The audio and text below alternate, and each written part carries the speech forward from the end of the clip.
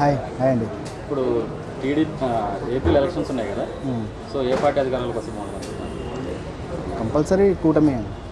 ఎందుకని సార్? ఎందుకంటే అభివృద్ధి జరగాలంటే, రాష్ట్రం బాగుపడాలంటే కంపల్సరీ చంద్రబాబు గారు రావాల్సిందే. అంటే ఇప్పుడున్న జగన్ పరిపాలనలో అభివృద్ధి అనేది జరగలేదా? ఏం జరిగింది మీరే చెప్పండి ఒకసారి. నేను మిమ్మల్ని క్వశ్చన్ అడుగుతున్నాను, ఏం జరిగింది? అంటే ఇప్పుడు నవరత్నాల పథకాలు కానీ, లేకుంటే అమ్మఒడి కానీ అన్నీ బాగానే జరుగుతున్నాయి అని చెప్పేసి అంటున్నారు కదా, అంటున్నా ఉంటుంది చాలా వరకు. ఏ నవరత్నాలండి? దానివల్ల యూజ్ ఏముంది? ఇప్పుడు మనకు అమరావతి రాజధాని లేదు, రాజధాని అనేది లేదు మనకు. ఆ ఏపీలో రాజధాని అనేది లేదు. రాజధాని లేకుండా ఉన్నటువంటి ఏకైక రాష్ట్రం మన ఆంధ్రప్రదేశ్. దాని గురించి ఏం మాట్లాడతారు? చెప్పలేరు కదా దాని గురించి. సో ఇప్పుడు ఫ్రీ పథకాలు పెట్టి సోమవారపురం చేస్తున్నారంటారా? మొత్తం బోడిగుండు కొట్టేశారు కదండి మొత్తానికి. ఓకే, ఇప్పుడు ఎన్ని సీట్లు వచ్చే అవకాశాలు ఉన్నాయి కూటమిలో? ఇంతేనండి, ఒక 25 నుంచి 40 కూటమికా 120 పైన వస్తాయండి. ఓకే, అంటే ఇంతకుముందు పవన్ కళ్యాణ్ కూడా లాస్ట్ 2019 ఎలక్షన్స్ ముందు ఇద్దరు కూడా కలిసే చేశారు, తర్వాత మళ్ళీ ఈ రోజులో మళ్ళీ కలిసారు అని చెప్పేసి అంటున్నారు. దీనిపైన ఏమంటారు? లేదండి, అప్పుడు ఏంటంటే ఆయన వేరేలా అనుకున్నారు. ఉంటాయి కదా స్ట్రాటజీస్ ఉంటాయి.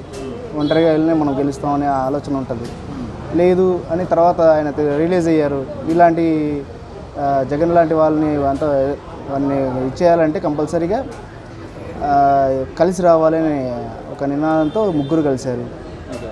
అదే మరి పవన్ కళ్యాణ్ ముందు పెట్టేసి చంద్రబాబు నాయుడు అనుకుని చూసుకోవచ్చు కదా, మరి మళ్ళీ పవన్ కళ్యాణ్ సపోర్ట్ అని తీసుకోవాలి చంద్రబాబు నాయుడు గారు ఏంటంటే ఆయన విజన్ నాయకుడు.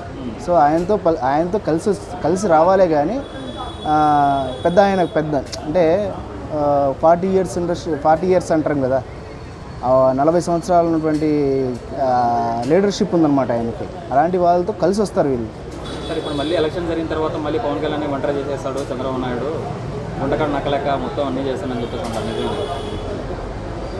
అవన్నీ అబద్ధాలండి అవన్నీ. ఎందుకంటే ఇప్పుడు ఎలక్షన్స్ టైం కావాక రకరకాలుగా అన్నీ చెప్తా ఉంటారు అన్నారు.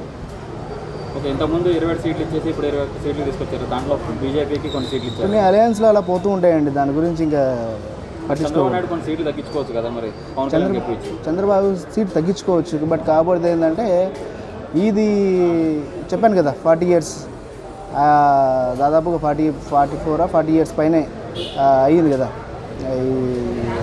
మన టీడీపీ పెట్టి.